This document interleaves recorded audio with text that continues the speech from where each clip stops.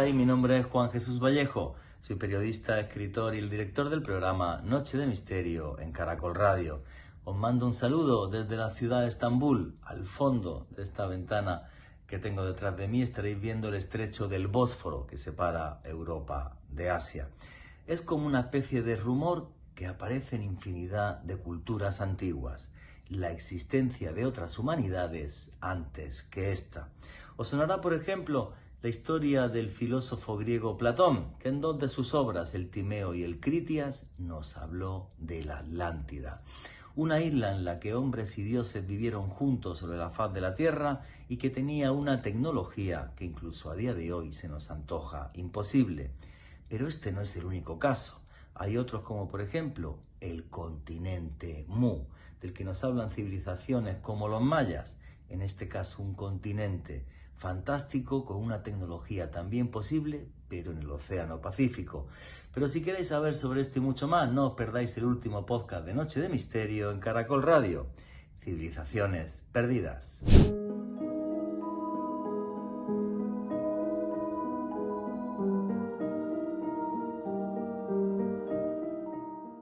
Una humanidad antes de esta, una humanidad que quedó a caballo entre el mito y la leyenda, continentes enteros perdidos como la Atlántida, como Lemuria, una época dorada antes de que el hombre creara las que pensamos que son las primeras civilizaciones de la Tierra, como es, por ejemplo, la antigua Sumeria. Sin embargo, cada vez más nos toca reescribir la historia. Y la aparición, por ejemplo, de los templos de Göbekli Tepe en Turquía, que hay que remontarse ya a más de 12.000 años de antigüedad, nos hacen ver nuestro pasado con otros ojos. Y es que tenemos una historia que no solamente no para de reescribirse, sino que tenemos una historia que debería de empezar a abrirse a otras posibilidades. Posibilidades en las que pensamos que hombres y dioses caminaron juntos sobre la faz de la Tierra. Y es que a lo largo y ancho de este planeta quedaron infinidad de leyendas y de mitos que nos hablan de otros mundos que estaban en este. No solamente la famosa Atlántida que nos describió Platón, por ejemplo, Poseidonia al sur de Italia, Lemuria en el Océano Pacífico, Hiperbórea al norte del Océano Atlántico. Continentes que quedaron, como he dicho antes, a caballo entre el mito y la leyenda, pero que sería la única forma de explicar que su existencia fuera real, es la única forma de poder comprender que tengamos mitos que se comparten en todo el mundo, como es, por ejemplo, el mito del diluvio, que comparten más de 200 culturas en el mundo, como es, por ejemplo, el hecho que haya pirámides y que sean edificios de adoración a los dioses en lugares como África, en Egipto, en sitios como Indonesia, en concreto con un Padán en Asia, o por ejemplo en Caral, en Perú. Y es que es como si de repente ese mundo antiguo donde hombres y dioses caminaron juntos se hubiera colapsado y a partir de ahí tuvimos que empezar a caminar de nuevo. Y ahora la arqueología, la ciencia y las investigaciones nos están acercando cada vez más a ese mundo de leyenda que a cada segundo se nos hace más real. Y yo me imagino esos mundos de leyenda con una tecnología fantástica, con una tecnología que es posible incluso que viniera de otros mundos, construyendo templos gigantescos, moviendo piedras que podían llegar a pesar millones de kilos. Y esto no es una metáfora o una vulgar elucubración, porque, por ejemplo, en Baalbek, en Líbano, tenemos una piedra tallada y movida que pesa más de 2 millones de kilogramos. O, por ejemplo, cuando nos vamos a Egipto y vamos a la cantera de granito rosa y vemos un obelisco inacabado que tenía 1.200.000 kilogramos. Y si lo estaban tallando es porque pensaban moverlo. ¿Cómo tenían esa capacidad en la antigüedad. Tuvimos otra humanidad muy avanzada y esta desapareció, o fueron seres de las estrellas los que llegaron hasta aquí y fueron los forjadores de ese mundo de leyenda, creando las bases de una civilización madre. Todo se pierde en los albores del tiempo, en un tiempo de magia y leyenda por el que hoy vamos a caminar. Buenas noches, noctámbulos. Mi nombre es Juan Jesús Vallejo. Los que queréis seguirme en redes sociales, mi Twitter es @JuanGVallejo. En Instagram y en Facebook, Juan Jesús Vallejo. Y esto es otro programa de Noche de Misterio. Y aquí lo que hacemos es periodismo de misterio. Nosotros os ponemos los hechos encima de la mesa y vosotros decidís qué hay detrás y qué no. Y aquí somos una gran familia, la familia del misterio, y por eso ya tenemos un numeral en Twitter para que todos nos pongáis vuestros comentarios y opiniones. ¿Creéis que realmente existió la Atlántida, Lemuria, Hiperbórea, el Avalon del que nos hablaban, por ejemplo, los antiguos celtas? Todos vuestros comentarios y opiniones a través del numeral Misterio Caracol. Repito, el numeral es Misterio Caracol. ¿Sabéis que hago viajes de autor?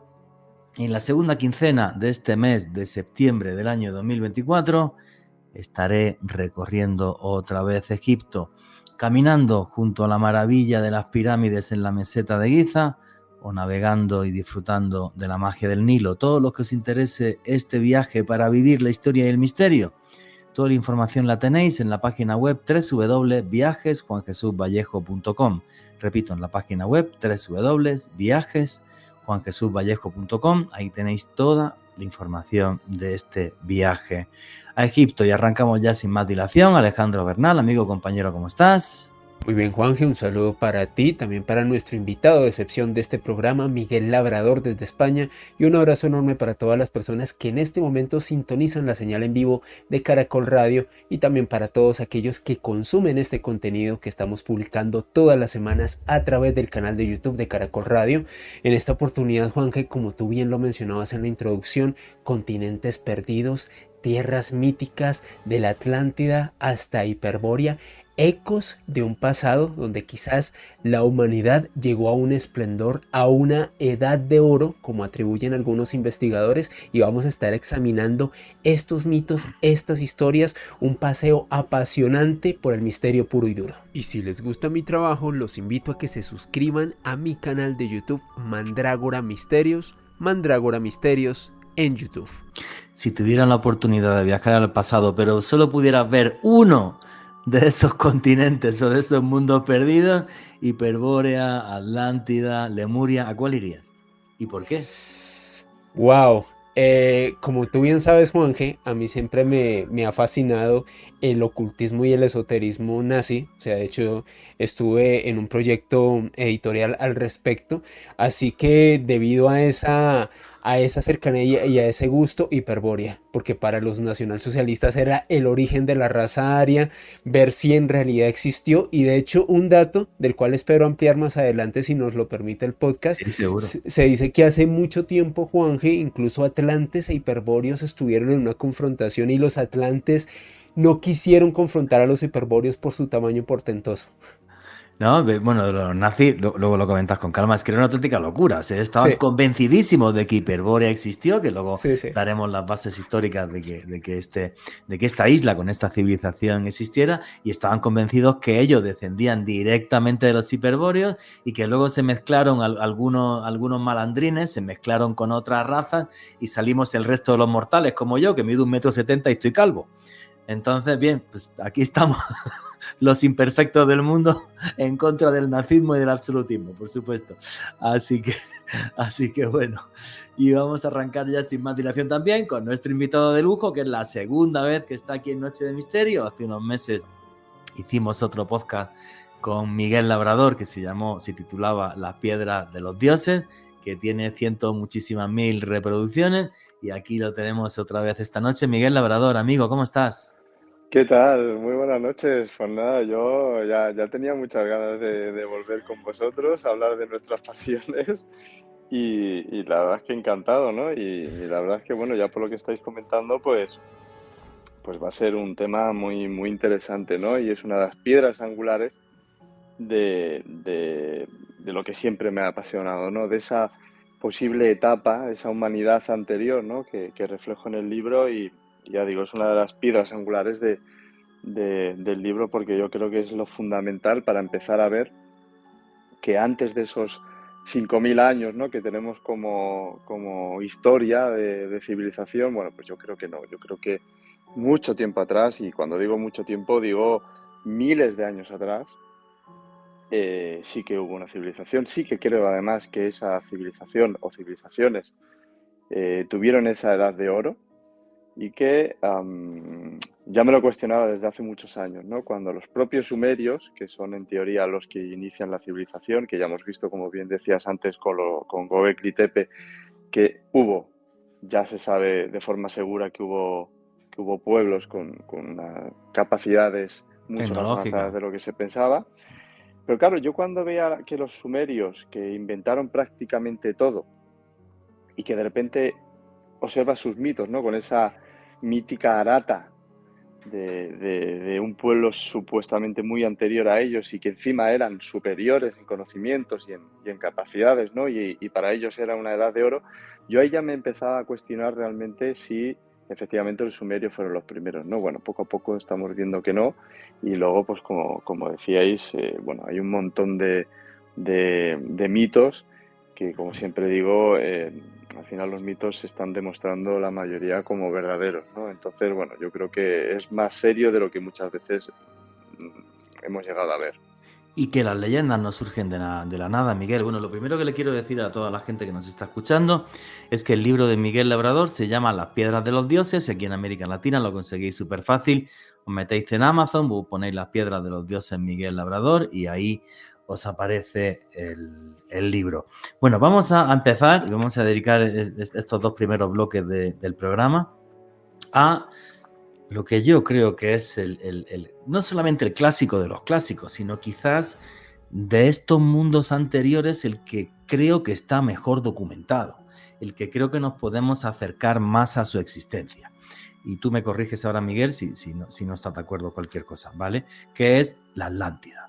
Porque la Atlántida resulta que nos habla de ella un filósofo griego súper importante que es Platón, en torno al año 360 a.C., en 2 obras suyas, el Timeo y el Critias. Y lo que nos dice Platón en estas 2 obras es que Solón el Sabio fue hasta Egipto, que era el país que tenía el conocimiento más antiguo, y allí Solón el Sabio habló con los sacerdotes de Sais, y los sacerdotes de Sais le dijeron: oye, Solón, antes que nosotros hubo ya otra civilización, otra humanidad, y le hacen un relato a Solón el Sabio de esa gran, isla que tiene un montón de canales, a donde se podía llegar, donde hombres y dioses vivían juntos, donde había unas murallas enormes de una aleación metálica, o murallas que podrían ser de piedra, pero recubiertas de una aleación metálica que se llamaba oricalco,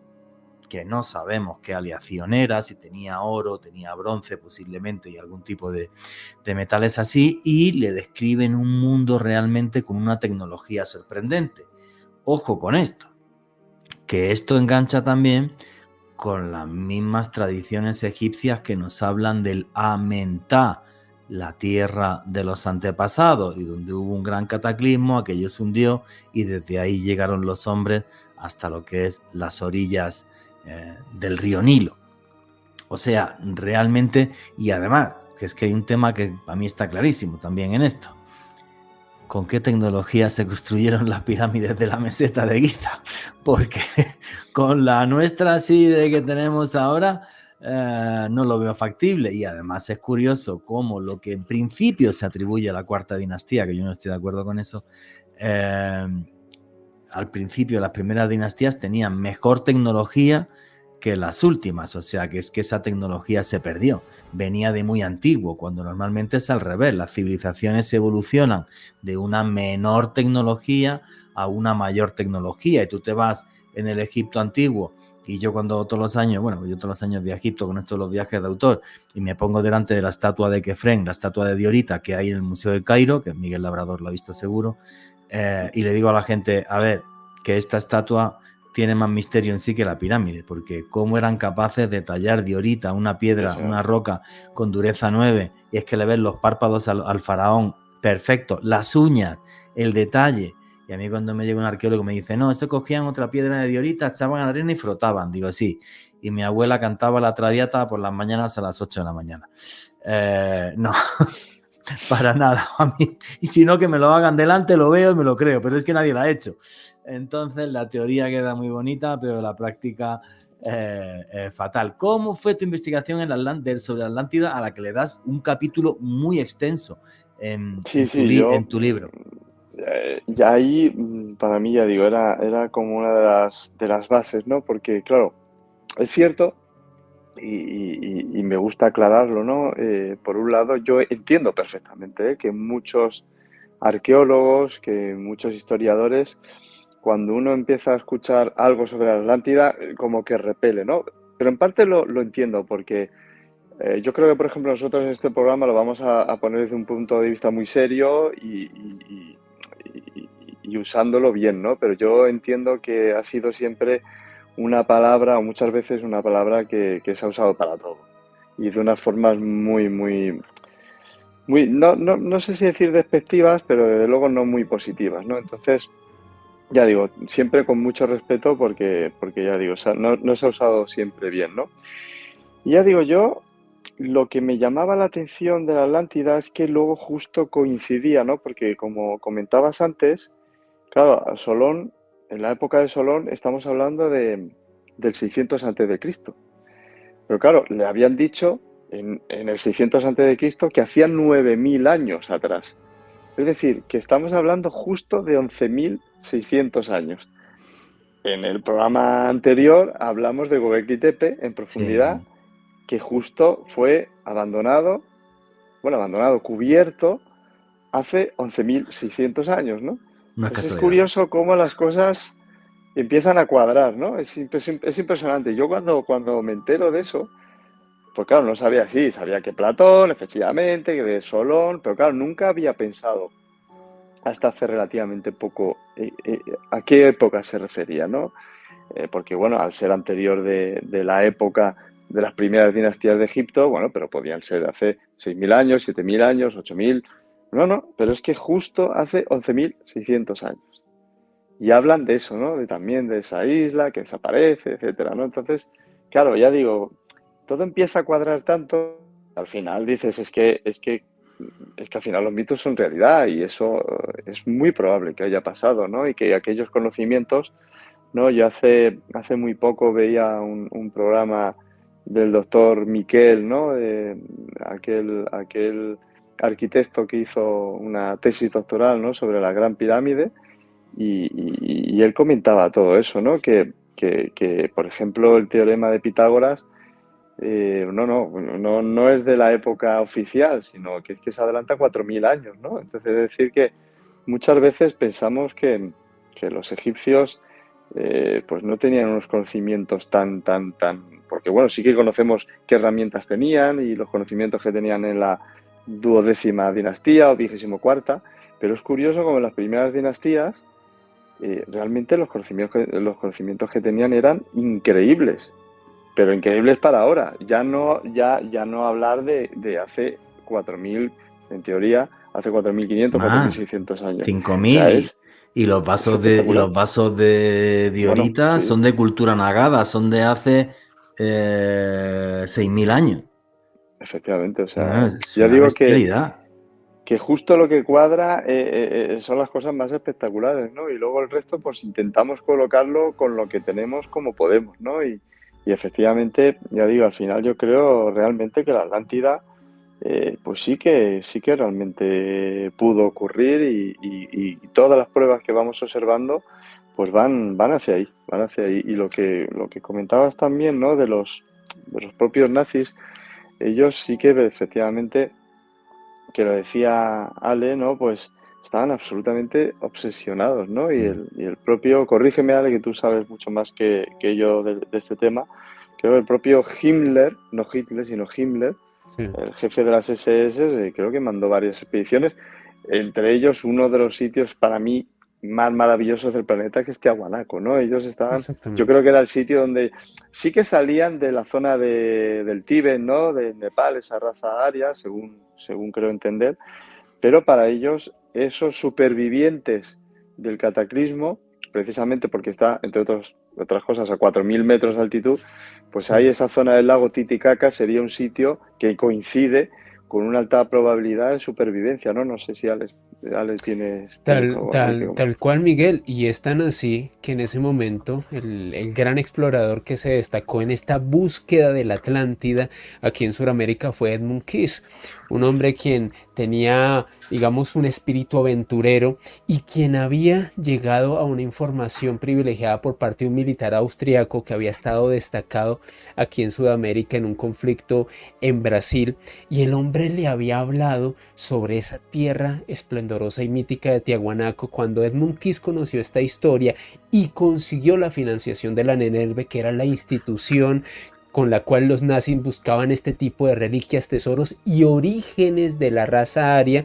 intentando demostrarlo desde un punto de vista científico, pues Edmund Keys consiguió la financiación, estuvo en Sudamérica hacia la década de los 30 del siglo pasado, y literalmente este hombre comenzó a hacer una investigación y a publicar varios artículos para la prensa y varias revistas en Alemania, donde él decía que en efecto para él la Atlántida estaba en Sudamérica, estaba específicamente en Bolivia, y que para él claramente este emplazamiento de Tiahuanaco era un vestigio de la sociedad atlante, de ese pueblo mítico del cual descendían los alemanes. Y es más, él fue más allá, él incluso hizo una teoría bastante interesante sobre la Puerta del Sol, uno de los monumentos más emblemáticos que hay en Tiahuanaco. Para Edmund Keys era un calendario que relataba un gran cataclismo que habría ocurrido en nuestro mundo hace millones de años, un testamento en piedra de los atlantes, en el cual pues se mostraba cómo la Tierra y la Luna habrían estado envueltos en un cataclismo que cambió para siempre la estructura de nuestro planeta. Una hipótesis bastante interesante que se suma a lo que tú dices, Miguel. Sí, eso que está ahí comentando Alejandro Bernal es que es brutal. Bueno, Edmund Keys, que publicó un libro que se llamaba La Puerta del Sol de Tiahuanaco y la teoría del hielo mundial. Y es que los nazis estaban obsesionados con el hecho de que hubo un gran cataclismo hace unos 12.000 años, o incluso más antiguo, pero en principio eso. Luego vamos a hablar del Dranger Dryas, me sale el nombre fatal, ¿vale? En la siguiente hora.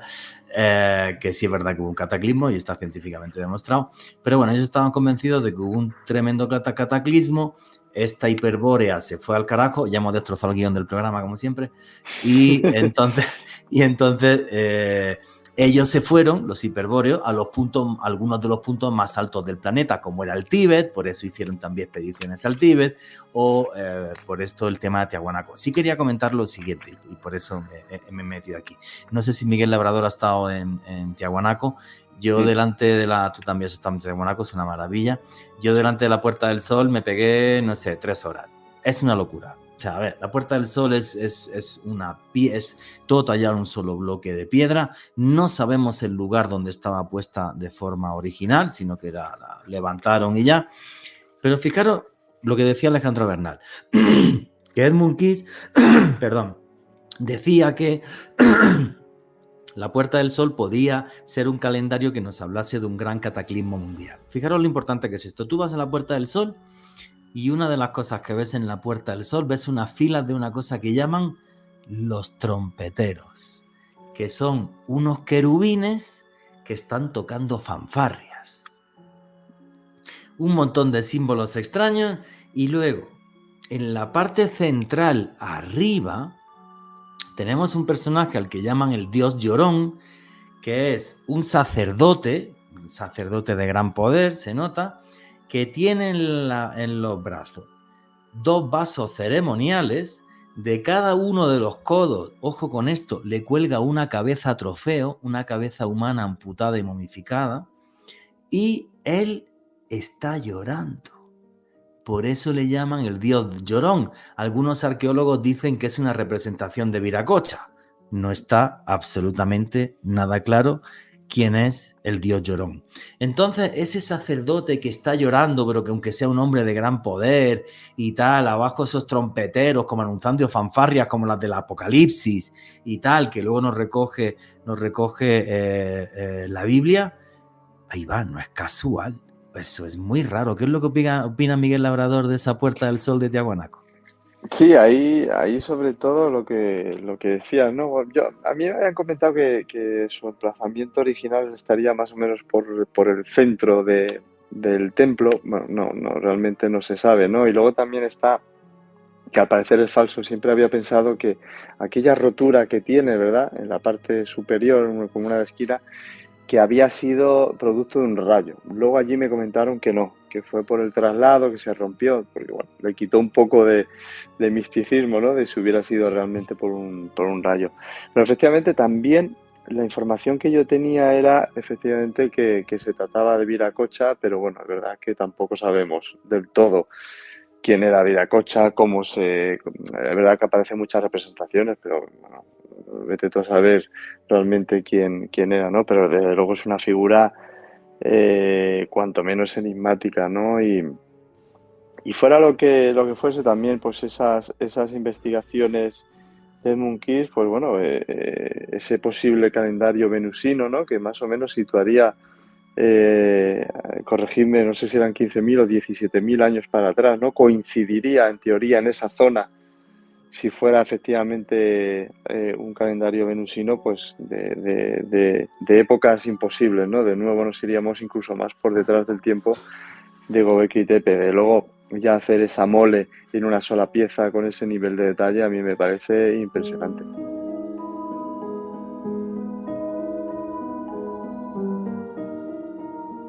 Y aquí seguimos en Noche de Misterio. Vuestras preguntas y comentarios a través del numeral Misterio Caracol. Y estábamos hablando con Miguel Labrador de la Puerta del Sol de Tiahuanaco, hecha en un solo bloque de piedra.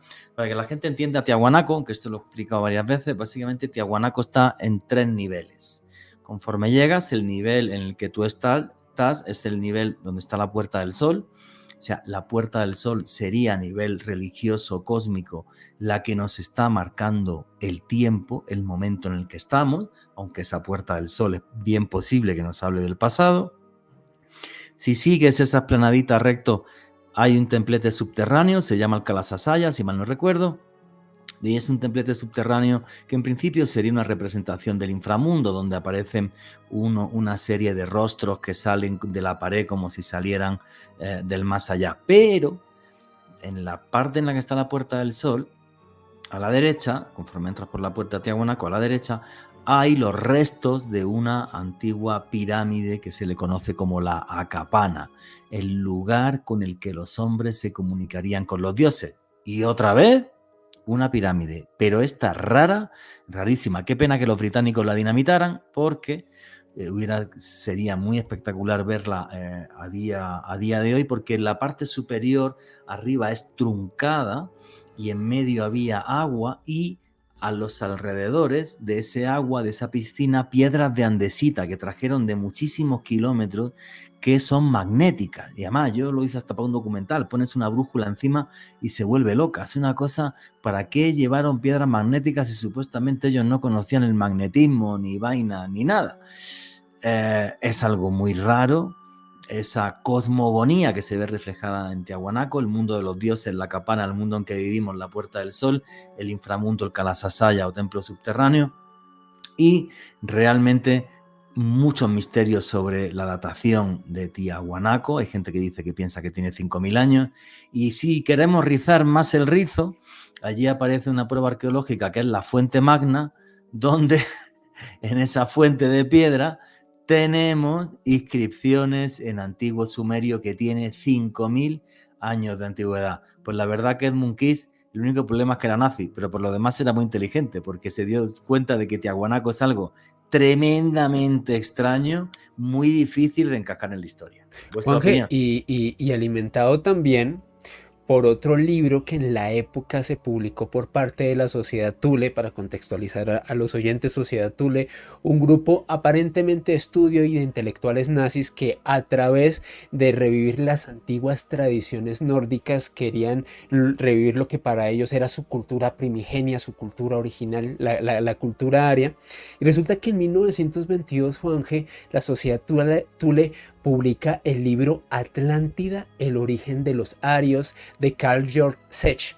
Y este hombre tenía una hipótesis muy interesante. Decía que en efecto el origen de la raza germana era la raza aria, y que ésta se habría degenerado, fíjense cómo los nazis todo lo ponían a su conveniencia, se había degenerado al comenzarse a combinar con otros pueblos o razas inferiores. La sociedad atlante había entrado en una decadencia, había sucedido un gran cataclismo, y los sobrevivientes de esa mítica raza atlante habrían ido, tal y como tú decías, a las partes más altas del mundo para intentar resguardarse, llevar el conocimiento y mantener el legado de la raza aria. Así que Edmund Keith, quien ya también conocía ese libro, también inspirado en esta teoría de Carl Georg Sech, viajó también a Tiahuanaco, Juanje, a comprobar todo esto. O sea, era un vergel lo que tenían los nazis en ese aspecto. Sí, claro, Y- y era, bueno, dieron pie hasta las películas de Indiana Jones. Es que en ese sentido, con lo de la arqueología y lo fantástico, o sea, a mí los tíos me caen mal porque eran racistas y tal, pero vamos, a mí me hubiera encantado trabajar en la Nenerve, no, no lo niego, o sea, no me Pero fastidies. fíjate, además, hay una historia agridulce, obviamente, que justo Edmund Keith consigue, eh, por parte del gobierno boliviano, el que pudiera llegar hasta 20 metros, pudiera excavar hasta 20 metros en Tiahuanaco. O sea, fíjate lo que hubiéramos podido conseguir. La pena, entre comillas, porque fue una alegría, es que como los nazis pierden la guerra, entonces cesan de investigar, se tienen que volver o tienen que huir, pero no están ahí. Entonces, bueno, ya digo, es agridulce porque afortunadamente los nazis pierden la guerra, pero nos quedamos sin saber porque debajo, y creo que lo comenté en el programa anterior, cuando yo entrevisto a Nacho Gallego para el libro, que él estuvo 3 años como representante de la ONU, arqueólogo representante de la ONU, él, bueno, pues ha hecho un descubrimiento que estoy pendiente de que lo saque por fin, porque, bueno, es flipante lo que se ha descubierto. Y ya digo, le pregunté hace bueno, varios meses, si ya por fin lo iba a sacar, pues lo iba a sacar en octubre, noviembre, pero el hombre, como está ahí tan liado en el proyecto de Alula en Arabia Saudí, pues todavía no ha podido. Pero aunque no va por donde a mí me gustaría, ¿no? Por el tema de las dataciones y demás, pero sí que demuestra que nos queda mucho por saber en Tiahuanaco y que es Seguro. increíble. Y que Tiahuanaco es, bueno, ya de por sí es increíble, pero es que lo que hay. Y luego yo también una cosa, claro, yo cuando estuve allí, pues pensaba que más o menos, que eso sí se puede comentar, que lo que yo, por donde yo pude ir, pues era más o menos todo, toda la dimensión del yacimiento arqueológico. Nada, nada. A mí me dijo Nacho Gallego que es una barbaridad lo que hay. O sea, y poco a poco irán acotando, pero que eso es un lugar enorme. Y ya digo, ese descubrimiento en parte es porque se ha podido excavar en una zona donde no se había excavado, y han encontrado algo espectacular que ya digo, en cuanto pueda, lo quiero Nos lo sacar al cuentas, público. Di aquí en la Noche palabra de de no decir. Misterio, te molesto, nos lo cuentas, pero ni lo Por dudes. Yo favor. encantado, faltaría más, sí, sí. Pero efectivamente, o sea, bueno, y por eso hay arqueólogos que han pensado que la Atlántida podría ser Tiahuanaco, también por el hecho de que está al lado del lago Titicaca y sería fácil que hubiera allí, bueno, pues también murallas que se perdieron o lo que sea, pero navegación y tal y como nos describe Platón en el Timeo y Kritia. Es una posibilidad, yo no me cierro a nada, lo que sí es verdad es que creo que Tiahuanaco tiene 1000 misterios todavía por descubrir. No sabía ese dato que tú has dicho ahora, que realmente la zona arqueológica es muchísimo mayor y que falta por excavar todo, y no me extraña en aquella puna que está a 4000 metros de altura y algo que, bueno, pues hay personas que dicen que Tiahuanaco tiene 5000 años de antigüedad. Es un sitio fabuloso y que algún día me gustaría regresar. Te quería comentar también, bueno, tu investigación sobre la Atlántida, aparte que hemos comentado toda esta historia de Tiahuanaco, empieza por la isla de Santorini, porque hay también muchos investigadores que piensan que la isla de Santorini, bueno, la isla de Santorini sería parte de lo que quedó de una gran erupción volcánica de una isla muchísimo mayor, y allí se podía haber gestado la civilización atlante, aunque no sería más allá de las columnas de Hércules, como dice el Timeo y el Critias de Platón, pero sería una posibilidad. ¿Qué investigaste sobre Santorini y la Atlántida, Miguel? Sí, ahí en Santorini, bueno, pues lo más conocido, ¿no? Que es la ciudad de Akrotiri, ¿no? Que es muy visitada. Luego la cima de la isla para el tema para el capítulo de piedras poliangulares también es un sitio bastante interesante. Pero sobre todo, bueno, me fijé en el yacimiento de Akrotiri porque, bueno, es verdad que para hace 4.000 años la calidad de vida que tenían esas personas era impresionante. O sea, es que cuando tú vas allí y ves todo lo que es el De, sistema de desagüe, cómo dormían, características antisísmicas, claro, no pudieron evitar con esa explosión que ha sido de las mayores que ha vivido el ser humano. O sea, imagínate, ¿no? Entonces, sí que es verdad que eso sí que llama la atención de hasta qué punto tenían una calidad de vida impresionante, ¿no? Y bueno, pues sí que como hubo ese evento catastrófico y tenían una capacidad tan avanzada para la época, yo no lo creo, ¿eh? Yo francamente lo pongo en el libro, pero porque es una de las teorías que yo más he escuchado de gente que sabe mucho más y que yo. nosotros, y Alejandro y yo también, te lo aseguro, sí, claro. Entonces, pero bueno, yo personalmente creo que aunque en toda esa zona, pues sí que efectivamente fue una zona muy avanzada, pero bueno, por lo que tú decías, entre otras cosas, sí que es verdad que coinciden un par de cosas, pero hay otras que no tienen nada que ver, ¿no? Yo sí que en eso apuesto más, bueno, ya no porque seamos españoles, sino porque realmente, bueno, por donde nos situamos, por lo que dice Platón y por las evidencias que van saliendo poco a poco, desgraciadamente no por los propios españoles, ¿no? Que siempre, bueno, no valoramos, nunca hemos valorado lo que tenemos ni lo que hemos hecho. Para Entonces tienen nada. que venir americanos, tienen que venir alemanes a decirnos en nuestra casa lo que puede que tengamos, ¿no? Sobre todo en la zona del Parque de Doñana, entre En un Huelva y lugar Cádiz y en un demás. lugar que se llama la Marisma de los Hinojos, sí, donde una Efectivamente. universidad alemana dijo que para ellos ahí estaban los restos de la Atlántida. Yo estaba en la Marisma de los Hinojos, realmente, bueno, sería como bucear en chocolate, pero sí es verdad que ves claramente lo que sería una estructura rectangular, se ve clarísimo, ¿vale? Y eso es artificial. Entonces, por eso Y, los arqueólogos alemanes dijeron, pues a lo mejor, claro, como la Marisma de Doña Ana en la provincia de Huelva, en España, para la gente que no lo conozca, hace miles de años no era así, sino que estaba mucho más inundado y había muchos más canales y demás, pues fácilmente podría haber sido la Atlántida. O la mítica Tartesa, de la que se habla también en la Biblia y donde se comenta cómo las naves de Tarsis, por ejemplo, iban hasta la antigua Fenicia y comerciaban todo el Mediterráneo. Esto lo comenta la Biblia. La ciudad de Tarteso se ha buscado mil y una vez, nunca se ha encontrado. Se han encontrado hasta tesoros tartesios. El mayor tesoro que se ha encontrado en España es el tesoro del Carambolo, que es un tesoro tartesio, no cabe ninguna duda. Y además es gracioso cómo catalogan los arqueólogos lo que es tartesio. Aparece algo en el sur de España que no es romano ni griego, dicen, pues o fenicio, pues tartesio. Es verdad. Es Por chistosísimo, tío. descarte. Por descarte. ¿Es griego? No. ¿Es fenicio? No. ¿Es romano? No. Tartesio. Ya. ¿Sí? sí, sí. No, y luego se han encontrado, sobre todo en Extremadura, porque claro, sí que coincide además que puede ser supervivientes, ¿no? Porque como Cancho Roano, por ejemplo, ¿no? Que está al lado de Zalamea de la Serena, ahí en Extremadura, cerca de Badajoz, de donde yo soy, pues es un sitio, la verdad, que espectacular y se sabe que las rocas, Roca Roja creo que es, por allí no hay, lo han tenido que subir, ¿no? Desde esa zona de Huelva o de Cádiz, ¿no? Y es verdad que tiene esos símbolos, tiene símbolos egipcios, ¿no? Que dices, bueno, es un poco extraño aquello, ¿no?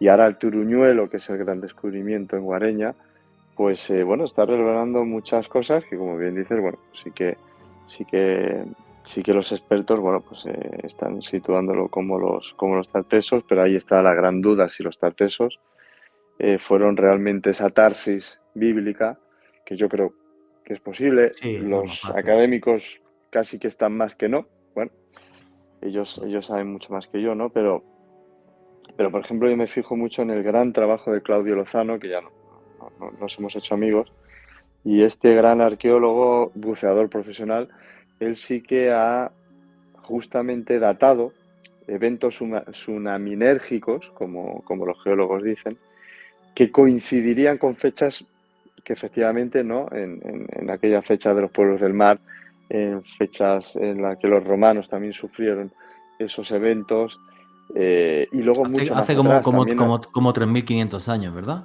efectivamente, 3.500 años, muy bien. Pues también eventos hace 12.000, es decir, claro, por eso, por ejemplo, en las cuestas de Huelva, para que te cubra el agua hay que tirar mucho para el fondo. Es decir, no te cubre enseguida, como suele ser acostumbrado en todas las costas, ¿no? Sino que es como una plataforma.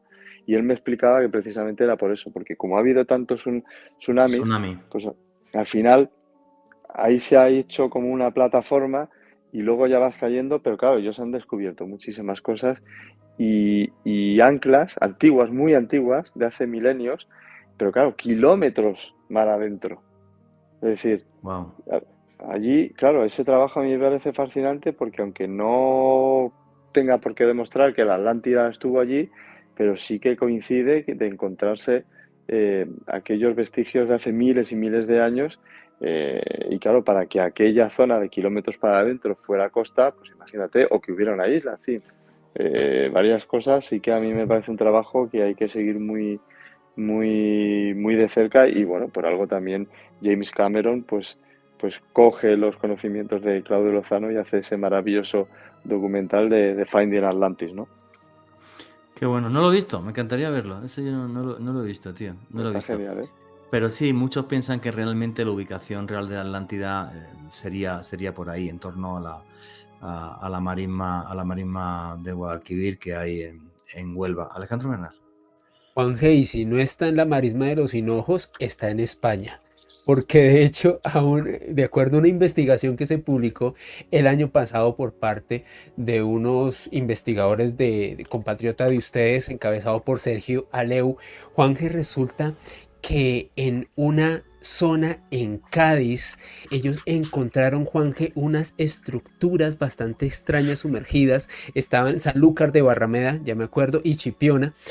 Hicieron una inversión, Juanje, el año pasado y encontraron unas extrañas estructuras que podrían ser una mezcla entre estructura natural y artificial.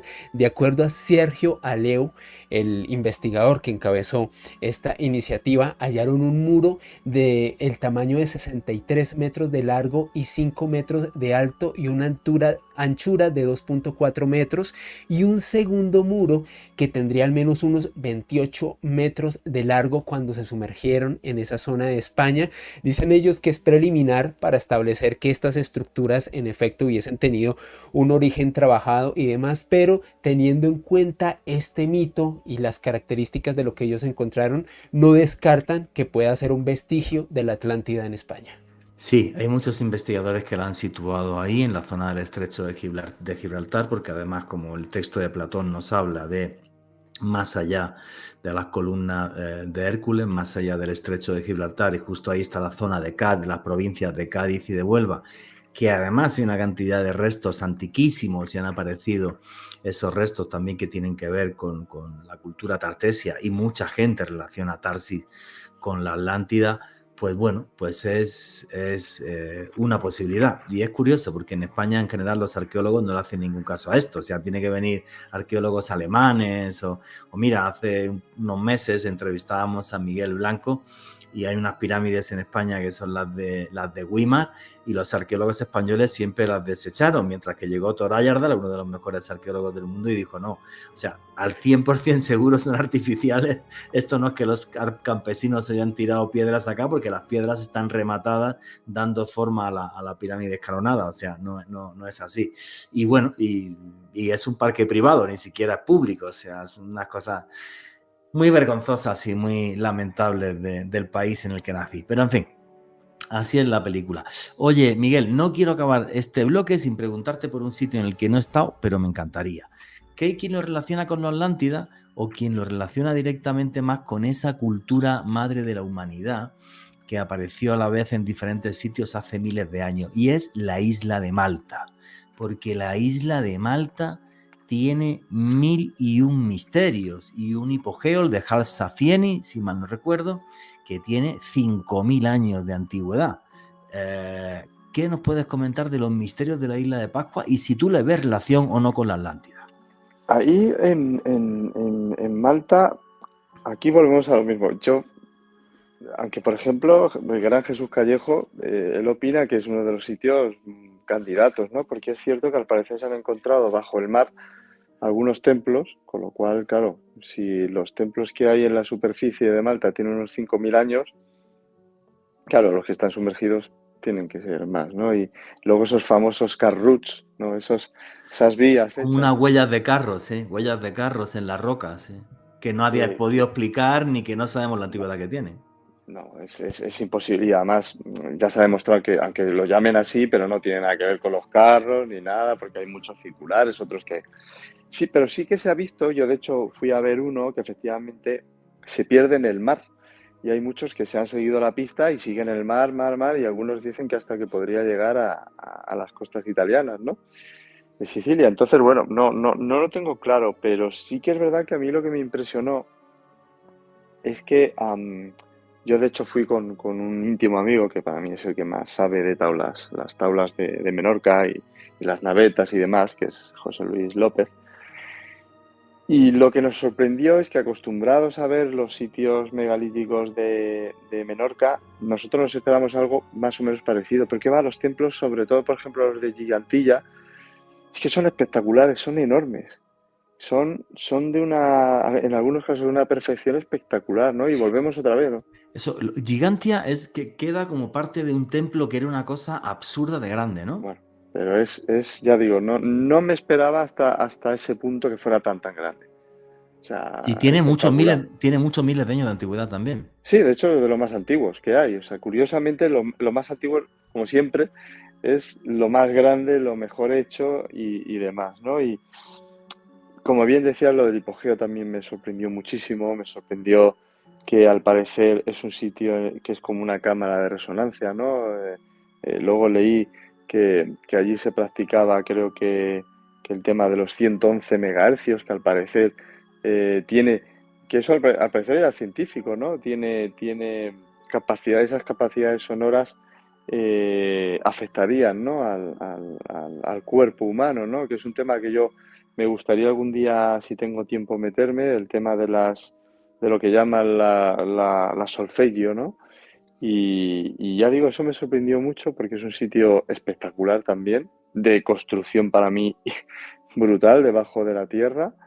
Y luego, además, aderezado con otro de los misterios que yo me he encontrado por todo el mundo y sobre todo los sitios más misteriosos, ¿no? Que es el tema de los cráneos alargados. Bueno, pues en Malta también ocurre. Lo estaba buscando ahora mismo en el celular mientras hablaba contigo. Te quería preguntar por eso, porque vamos a ver, bueno, para que se haga la idea a la gente. Bueno, para que se haga la gente una idea. Hal Safieni es un hipogeo, es un templo en piedra muy, muy antiguo, de 5000 años de antigüedad, que además es un templo subterráneo. Esto es una cosa súper rara. Luego está Gigantia, que yo he visto hasta representaciones en 3D de cómo sería, que tendría que ser una cosa absurda.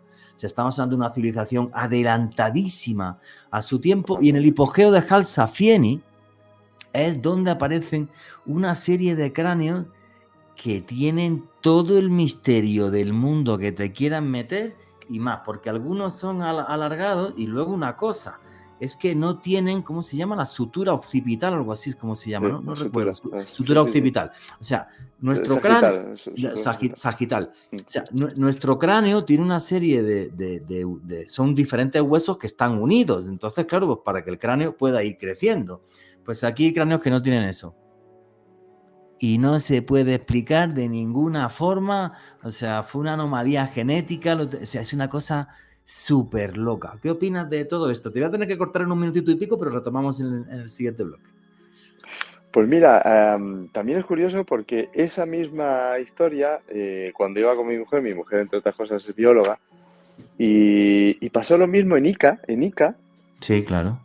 en el otro lado del mundo, donde, porque todavía los cráneos con esa deformación, bueno, son unos cráneos que el volumen más o menos sería normal, más o menos. Menos los de Paracas, que eso no los explica ni Eso, Cristo. perdón, había dicho Ica, no, que está al lado, Paracas, sí, tienes Paracas. razón.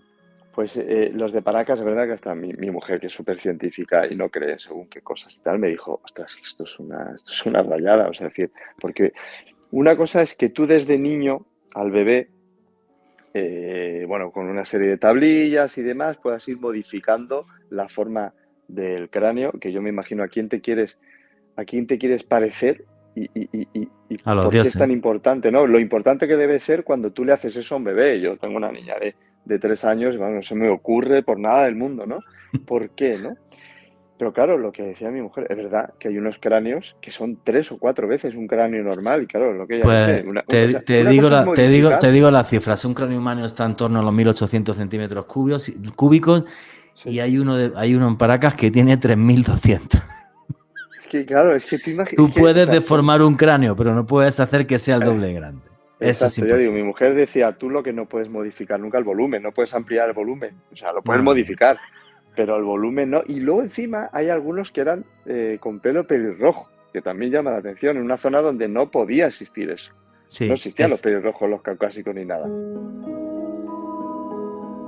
Y aquí seguimos en Noche de Misterio, vuestras preguntas y comentarios a través del numeral Misterio Caracol. Y estábamos hablando de los cráneos alargados del hipogeo de Half-Safieni, donde tenemos unos cráneos elongados. La gente se hacía esto en la antigüedad para parecerse a los dioses, pero que además no tienen sutura occipital. O sea que no sabemos cómo creció el cráneo de esta persona. Y esto lo estaba relacionando Miguel Labrador con los cráneos de Paracas, que son una locura, porque efectivamente tu esposa es bióloga. Una cosa es que yo mis 1800 centímetros cúbicos de cráneo me los deforme, y otra es que tenga el doble de cráneo. Eso es imposible. Es imposible. Y encima con pelo pelirrojo. Es una cosa súper absurda, como si hubiera existido realmente otra humanidad. Es algo muy loco. Y esto de Malta, justo en ese hipogeo también, es algo muy extraño. Un hipogeo que tiene mil y una historias. Por ejemplo, las tradiciones de la isla nos hablan de que allí vivían los sacerdotes serpiente, que eran capaces de curar y demás, que esto a toda la gente que le gusta lo de la teoría de los reptilianos le fascina, ¿vale? Lo de los sacerdotes serpiente y vainas y todo esto, como si fueran Eso no lo conocía. Sí, como si fueran sacerdotes que se pudieran transformar en serpientes, sí. Es una tradición oral de la isla de Malta. Y además, mientras estaba aquí el informativo, nos estaba contando una historia Miguel Labrador, Alejandro Bernal y a mí, que estábamos los dos con la boca abierta, flipando. Porque resulta que una vez, en una visita de un colegio, parte del hipogeo de Halsafieni colapsó y hubo 30 víctimas y un montón de fenómenos extraños. ¿Qué fue lo que pasó, Miguel? Sí, ahí ocurrió un desgraciado accidente, ¿no? Que al paso de la clase de un colegio, ¿no? Al parecer con 30 niños y varios profesores, pues hubo un derrumbe y murieron, ¿no? Y entonces a mí me llamó la historia que me contó Mercedes Pullman, que es una antropóloga, que es vicepresidenta de la Sociedad Española de Antropología, a la cual pertenezco, que me dejó impresionado, ¿no? Que no sabía. Y fue que después de ese accidente, una trabajadora, una empleada de la embajada británica, ¿no? Que hizo un artículo, Louise Jessup, pues esta mujer al tiempo se pasó por allí, ya digo, es una persona conocida allí en la isla, ¿no? Estamos hablando de hace muchísimos años, ¿no? Y bueno, pues esta mujer al parecer quiso entrar por las zonas que, bueno, por seguridad y demás, estaban vetadas al público general. Y bueno, pues ella comenta que el guía con el que iba, pues cuando ella comentó que quería ir a una de las cámaras funerarias del hipogeo, que él de repente, bueno, pues como que no quería entrar y demás, y dijo, bueno, tú puedes entrar, pero esto es cosa tuya, bajo tu responsabilidad, tú haz lo que quieras, pero... Entonces dicen que hizo una línea de vida con una bufanda deshilachada y demás, y con una vela. Entonces ella se fue sola y bueno, pues lo que cuenta pues es que de repente en esa cavidad pues que se encuentra varias criaturas de un tamaño enorme, de forma humanoide, y que estaban cubiertas de pelo desde la cabeza hasta los pies. Claro, imagínate, o sea, la sorpresa que ella tuvo, el El miedo, ¿no? pánico. Y además que justo en ese momento una ráfaga de viento le apaga la vela. Claro, Wow. o sea, a mí se me ponen los pelos de punta, ¿no? Y encima ella dice literalmente que en ese momento sintió cómo la rozaba algo húmedo y resbaladizo. O sea, claro, ella empieza a chillar, empieza a gritar y los amigos que estaban fuera, pues claro, fueron a por ella corriendo, ¿no? Bueno, pues aquello, imagínate, eso es un susto que no se le olvida nunca. Pero hay otra cosa todavía más, que es que ella vuelve al tiempo, cuando se le pasa un poco el shock, ella vuelve porque necesita respuestas, quiere preguntar cosas, ¿no? Y ella al guía que le toca en ese día, pues comenta cuál es el guía que le dejó entrar allí, porque en teoría pues no se podía haber hecho. Y ella dio la descripción de esa persona y el guía pues al parecer no trabajaba en el Que no hipogeo, existía. no existía. O sea que tú imagínate qué historia, ¿no? Curiosa, ¿no? Y, bueno, que da bastante respeto, ¿no? Da bastante miedo. Es que es un lugar repleto de misterio y de leyenda porque no hay textos escritos que nos digan ni qué tipo de rituales ni qué sucedía ahí. Simplemente queda en la tradición oral de la isla de los sacerdotes serpientes. Que no me parece cuando menos curioso que esta señora diga que lo que sintió fue una cosa resbaladiza y viscosa como una serpiente. Pero es muy loco. Alejandro Bernal creo que quería comentar algo. Juanje, que a mí me parece fascinante que a la hora de hablar de la Atlántida, fíjate cómo hemos hecho casi que un recorrido del globo terráqueo. Arrancamos en Tiahuanaco, aquí en Bolivia, en Sudamérica, luego nos fuimos a España, Marisma de los Hinojos, luego Cádiz, pasando por la isla de Santorini, también en Europa, luego estamos hablando de la isla de Malta. Pero ¿y qué pasaría si yo les dijera que hay una serie de investigadores que dicen que la Atlántida estuvo en Japón, en algo que se conoce como Yonaguni? Y es una historia bastante interesante, Juanje, porque en 1987 un buzo profesional, Kichahiro Arakate, resulta que a este hombre le gustaba hacer inmersiones en diversas zonas y decidió realizar una en ese año en Okinawa, y quedó realmente sorprendido cuando observó unas estructuras bastante particulares a unos metros debajo del mar, estructuras similares a zigurats, estructuras similares a pirámides y algunas piedras que parecían trabajadas, talladas debajo del océano en esa zona de Japón, Juanje. Resulta que la Universidad de Ryukyu se apersonó de la investigación y una serie de profesores y también antropólogos han estado realizando pesquisas al respecto, y en este momento la hipótesis que ha circulado a través de medios de comunicación y también de diversas instituciones académicas es que en este caso Yonaguni tendría un origen natural, pero que estas piedras habrían sido trabajadas, talladas por artesanos o por constructores. Algo que me parece fascinante, Juanje, y de hecho voy a compartirles imágenes a través de mi Twitter, @alebernalpress con doble S, para que se den cuenta de lo impresionante que es Yonaguni. En 1998 ocurrió un gran terremoto en esta parte de Japón, en Okinawa. Bueno, en Japón siempre tiembla, es una de las zonas más sísmicas del mundo. Hubo un gran terremoto, Juanje, y aparecieron unas estructuras muy similares a los zigurats de Irak en el fondo en esa parte del mar en Okinawa, en Japón. Le reitero, una de los posibles paraderos de la Atlántida, en este caso en el Oriente, Juanje. Pero fíjate, yo creo que hay más que la Atlántida, y como el podcast se llama Civilizaciones Desaparecidas, tendríamos que hablar de Mu o de Lemuria.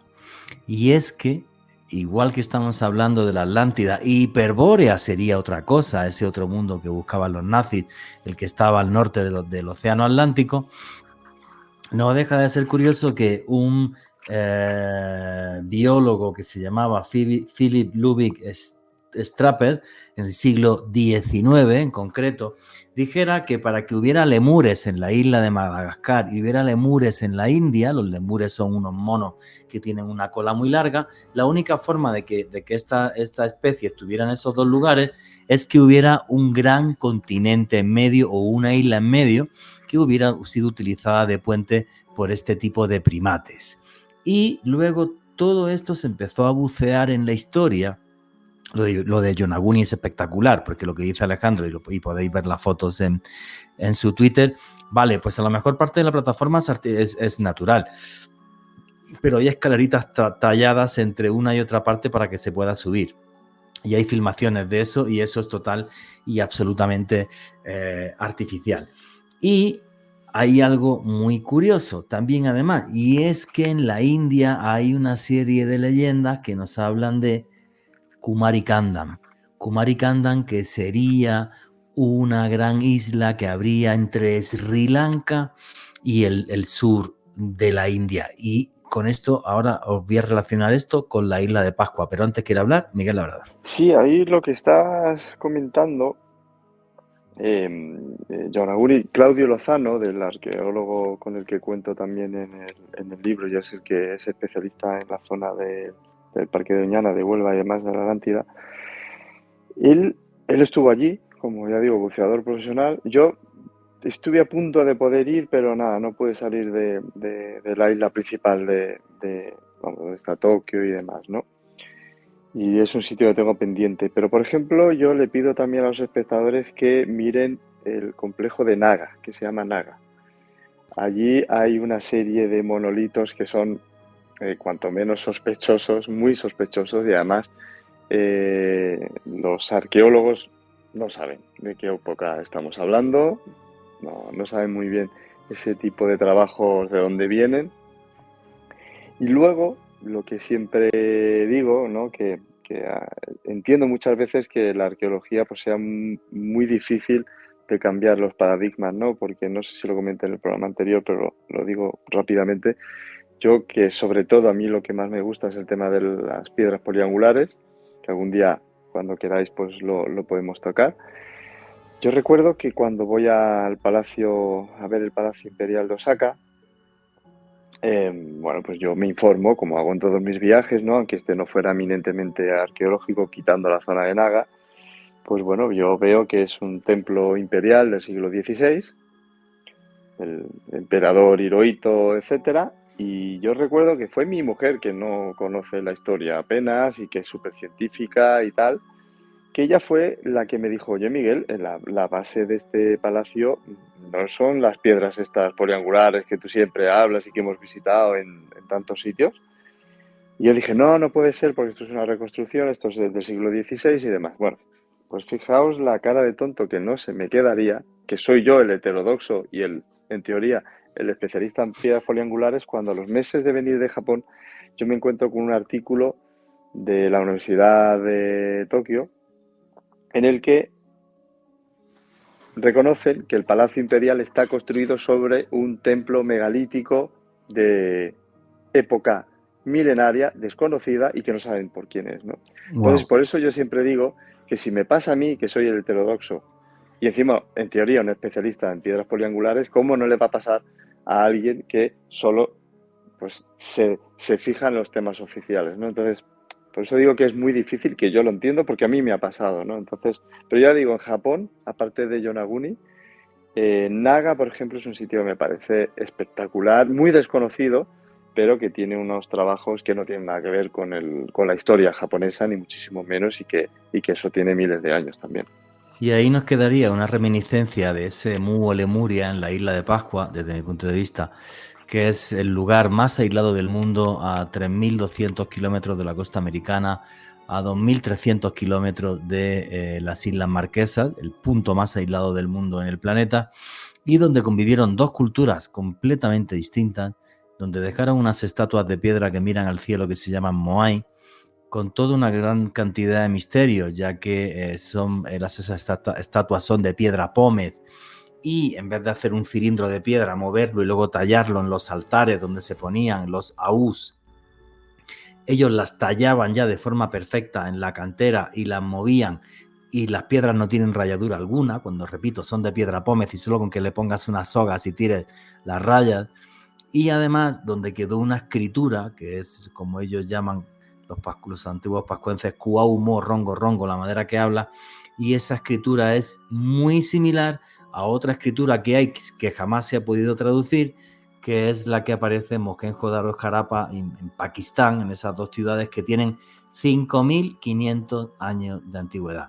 O sea, lo de Pascua es una locura, y eso también nos pondría encima de la mesa que realmente hubo esa gran isla llamada Mu. Es curioso, en las leyendas de Pascua lo que dice es que llegó a la isla el rey Hotumatua y que venía de una gran isla que se hundió, que ellos llamaban Hiva. O sea, en las leyendas quedan una serie de hechos y de sucesos que son muy, muy claros. ¿Queréis alegar alguno algo? Miguel. Sí, yo ahí también hay una cosa que aprendí allí, ¿no? Porque en mi viaje a la isla de Pascua coincidí en el vuelo de Santiago de Chile a Pascua con una arqueóloga chilena. Y bueno, pues obviamente nos pusimos a hablar y demás y tal. Y lo que yo desconocía es que, como bien decías, pues los moais son de roca volcánica, ¿no? Y que son relativamente fáciles de trabajar. Pero claro, lo que no sabía es que también había un par de ellos de basalto. Claro, ¿cuál es el problema de que ¿Traímos ahí de hayan? basalto? No lo Sí, sabía. de hecho, yo te pasaré fotos. Hay uno que, por ejemplo, mm, gracias a ella lo descubrí porque está abandonado, está tirado, pero está abandonado. O sea, es una zona donde no hay ni rangers ni nada y además está por trozos, pero es de basalto. Claro, ¿cuál es el problema? Que como las herramientas más avanzadas de la época supuestamente son de basalto, claro, tú con el basalto sí que puedes trabajar los moais de roca volcánica, pero lo que no puedes trabajar con basalto, moais de basalto. Muy difícil. No se puede, en teoría. Muy difícil. Entonces, claro, ahí ya se demuestra que deberían tener herramientas más avanzadas, una vez más, de lo que se tiene estipulado, ¿no? Entonces, me sorprendió ver aquel Moai tirado, abandonado por piezas, que ya digo que efectivamente lo que me dijo esta mujer, ¿no? Deja que te acompañe, esto te va a gustar. Efectivamente me dejó de piedra ver que había Moais de basalto, ¿no? Bueno, No lo una sabía. de las, sí. Qué Y loco, además tirado y roto. porque es una piedra durísima. El basalto es súper duro, tío. Y muy difícil de trabajar. Bueno, los egipcios antiguamente hacían figuras de basalto. Ahora todas las que venden son falsas. No hay ninguna de basalto. Claro. Sí, es falsísimo. Sí, sí. No hay nada de basalto. Es súper duro y muy difícil de trabajar. Es increíble, ¿no? Hace 4.000 años, 5.000 años hacían figuras de basalto y ahora las que te venden son falsas. Nadie trabaja el basalto en Egipto. Sí, sí, son muy Nadie. complicados, sin duda. Es realmente loco. Alejandro Bernal, ¿quiere comentar algo? Juan G, a mí siempre me ha parecido fascinante, no solamente los hallazgos de la isla de Pascua, lo que tú viste, fíjate lo que nos comentaba Miguel, yo no sabía que había mojáis de basalto y No, yo créeme que he tampoco. quedado Yo tampoco. alucinado porque precisamente plantea esa posibilidad. ¿Qué tecnología habrían utilizado para poder construir estos moáis de basalto, Juan G? Es algo impresionante, era algo que nunca había escuchado, Yo fascinante. nunca lo había escuchado. Yo estuve en la isla, nadie me lo comentó, nada. Pero bueno, me tocará volver a la isla de Pascua a buscar ese Moai de basalto, porque eso sí que no tenía absolutamente ni idea. Y la isla de Pascua lo que nos daría pistas o pruebas es básicamente de esa famosa tierra de Mu o de Lemuria. Lemuria es el nombre que se le pone en el siglo XIX en la antigüedad, bueno, Mu o lo que os he dicho, Kumarikandan también, ¿no? Para los hindúes. O sea, cuando aparecen diferentes leyendas e historias, los pascuenses lo llamaban jiva, que nos hablan de una misma cosa, cuando el río suena, agua lleva. Para mí no es gratuito, ni mucho menos. Otro de los lugares que mencionas otra de las islas sumergidas o de las civilizaciones perdidas sería Poseidonia, ya que hay textos, juraría que romanos, que nos hablan de que había una isla al sur de la península itálica donde había unos fastuosos templos y en medio de esa isla un gran templo al dios Poseidón. ¿Se puede confundir esto con la Atlántida? ¿Puede ser una confusión en la historia, en el mundo de la leyenda, Miguel? Pero, mira, es que digo, no quiero pasar de tema. ¿Os puedo contar una anécdota de la isla de Pascua? Claro, la que quieras. Porque es que ahora me he acordado de una cosa que me pasó que creo que os va a interesar. Porque cuando estuve en la playa de Anaquena, tú la conoces, sí. Jorge, preciosa, espectacular, ¿no? Que tiene varios moais, sí. 3 creo que eran, ¿no? Y luego por detrás otro. Y yo recuerdo que hay una zona, ya al final de todo, que hay mucha arena todavía de playa. Y yo recuerdo que, bueno, por el motivo que sea, ponía no acercarse a esa zona de arena. Y yo, que soy más de seguir las normas, pues bueno, pues no me metí por esa zona, pero mi mujer pues pasaba siempre un poquito de las normas y ella, pues para hacer fotos al moai que estaba por detrás, sí que ella decidió meterse un poco por la arena pensando que no pasaba nada. Bueno, pues ahí el ranger, no voy a decir el nombre por si eran moscas, pobrecito mío, después de que me comentó lo que me dijo, ¿no? La verdad que nos echó un broncazo tremendo. Fue a por mi mujer, pero en plan con el silbato, oye, os voy a denunciar, voy a llamar a la policía, no sé qué, ¿no? Y aunque es verdad que ya llegó un momento en el que yo me enfadé porque ya me pareció demasiado, pero al principio sí que lo dejé porque dije, bueno, a ver si mi mujer se entera de que si pone no pasar, oye, no pase. No pase. Bueno, después de las primeras disculpas, que ya digo, luego yo creo que ya el hombre se pasó un poco y ya, bueno, ya intervine yo un poquito, ¿no? Pero luego, fíjate, hablando y demás, oye, mira, que pues, yo dije así, bueno, soy miembro de la Sociedad Española de Antropología, estoy haciendo un estudio, no sé qué. Bueno, pues al final terminamos medio amigos, ¿no? Y cuando ya cogimos confianza, claro, yo hice una pequeña observación que él me dijo, pues mira, no te voy a decir por qué, porque yo dije, a ver, en todos los sitios, que tú lo habrás visto, Juan Jesús, en todos los sitios hay un puesto de ranger, pero bueno, un puestecito muy pequeño, sin tampoco una seguridad. Esto es una isla súper pequeña que no hay nadie. Pero bueno, tienen puesta esa seguridad porque sí que algún descerebrado pues ha hecho el y se suben a los moais, uno cortó una oreja, no sé qué, que fue lo último que yo me enteré. En fin, bueno, tenemos que pagar siempre justo por pecadores, ¿no?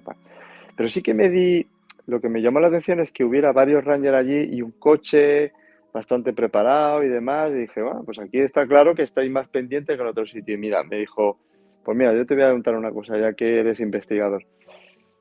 Me dice, ¿tú has visto el coche? Me fijé más en profundidad, me dice, ¿tú ves ese aparato? Era la verdad un aparato muy raro. Me dice, mira, eso es un tema de infrarrojos y demás, y cámara nocturna. Y dice, y ese coche no se mueve, siempre mirando para acá. Y dije, bueno, sobre todo a la arena.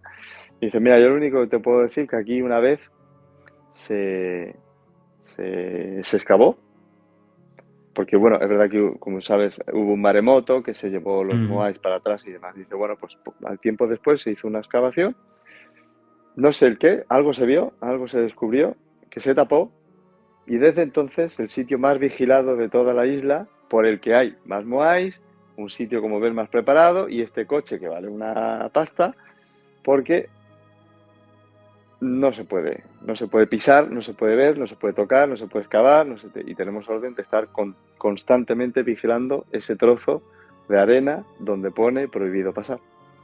Qué loco, tío. Allí? Y no han dado ninguna indicación de qué vaina hay ahí, ¿no excavan? No, se ve que excavaron hace años, excavaron. ¿Y lo taparon? Taparon otra vez y es el sitio mejor vigilado de toda la isla. Y ya, claro, ¿pero qué es? Y me dijo, no tengo ni idea, te lo juro, Miguel. No tengo hay que ir, emborrachar al vigilante y llevarnos una pala. Está claro. Pues, pero la cantidad de arena, algo era grande, de allí, porque era un trozo que es verdad que yo no me fijé en un principio, sí que estaba por delante del Moai que se había desplazado por ese tsunami que pasó creo que en los años 60 o 60 y tantos, pero tampoco le di mucha importancia. Y bueno, por algo será, no lo sé, pero es verdad que no me fijé y claro, mi mujer menos importancia le dio cuando se metió. Pero ya digo, la bronca que nos echó y que el hombre amenazó con llamar a la policía y tal, y luego entendí el por qué, ¿no? Porque está claro que es el sitio más enigmático de toda la isla, ¿no? ¿Qué habrá allí escondido debajo de esa arena, sí? Pues ojalá algún día los arqueólogos puedan excavar eso y lo saquen a luz pública. A mí Pascua me encantó, me fascinó. Además, pude entrevistar a Edmundo Edward, que es el antropólogo que sacó relación entre diferentes Moais y cómo se relacionaban en el mapa de la isla con diferentes constelaciones. Entonces él hizo un artículo muy interesante sobre eso, un estudio científico muy importante sobre eso y sobre el conocimiento de las estrellas que había en la isla de Pascua, algo que nadie jamás lo había hecho y que es único. Recuérdamelo, escríbeme luego por WhatsApp Sí, que sí. él me pasó el artículo. Él me pasó Joder, esto, me parece es súper bien, interesante. bien largo, pero lo busco y lo tengo seguro. Lo busco y te lo paso. Sí, sí, por favor. Y la verdad que es eso, ¿no? O sea, Pascua nos habla para mí no solamente de un mundo que desapareció, que es Lemuria, sino de un mundo mágico donde había una tecnología que todavía nos pone contra las cuerdas, ¿no? Por ejemplo, cuando contaba ahora Miguel Labrador lo del tema del Moai este de basalto, y era algo de lo que no tenía ni idea. También hay Moai de madera, los Moai Cava, no sé si lo sabías, unos Moai más pequeñitos y tal, y bueno, es una isla donde vivieron dos etnias distintas que se acabaron matando los unos a los otros. Los seres humanos ya sabéis que no somos muy por compartir las cosas, en fin. Y aquí seguimos en Noche de Misterio, vuestras preguntas y comentarios a través del numeral Misterio Caracol. Hoy yendo por un montón de mundos perdidos, pero que nos dejaron un legado que es tangible, que se puede ver, que está ahí, que es palpable. Eso sí, un legado repleto de misterio.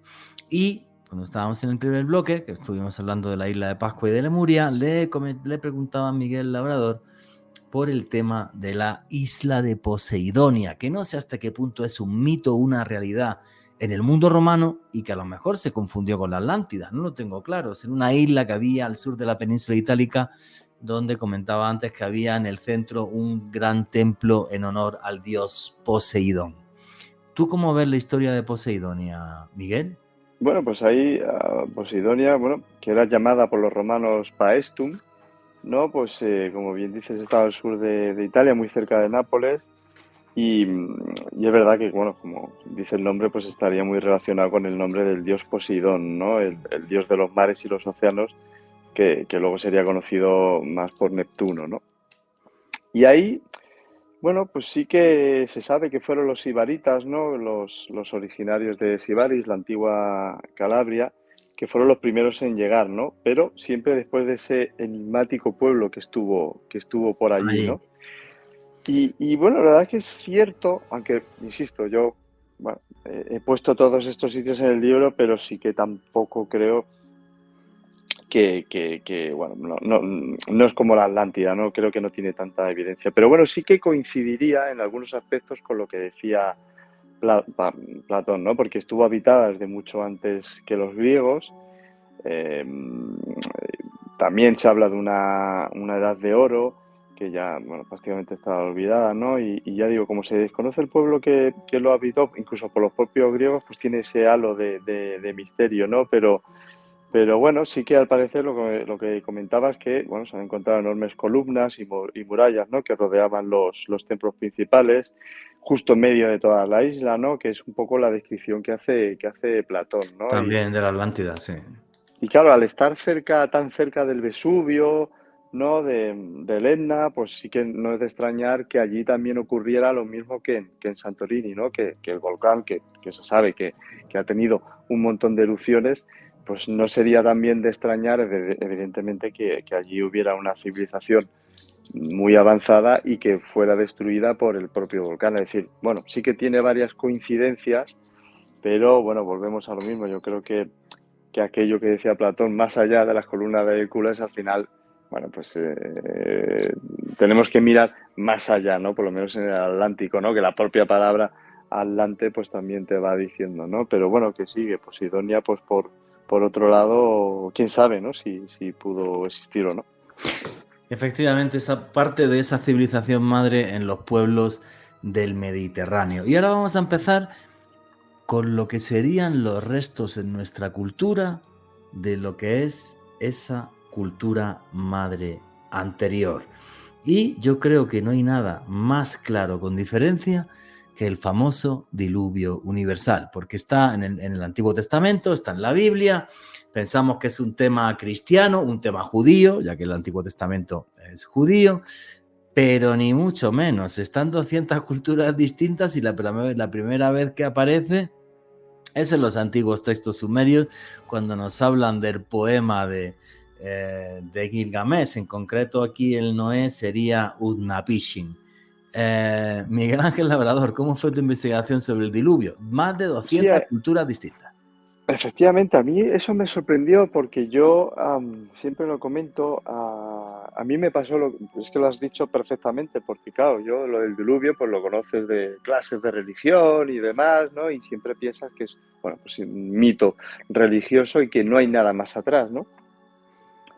Y claro, es curioso porque cuando efectivamente uno sabe que la Biblia absorbe de esas historias sumerias, ¿no? Que tendrían 5.000 años, pues claro, ahí uno empieza a pensar que hay algo más, ¿no? Y luego lo que sí que también al tiempo me sorprendió es cuando conozco el Popol Vuh, ¿no?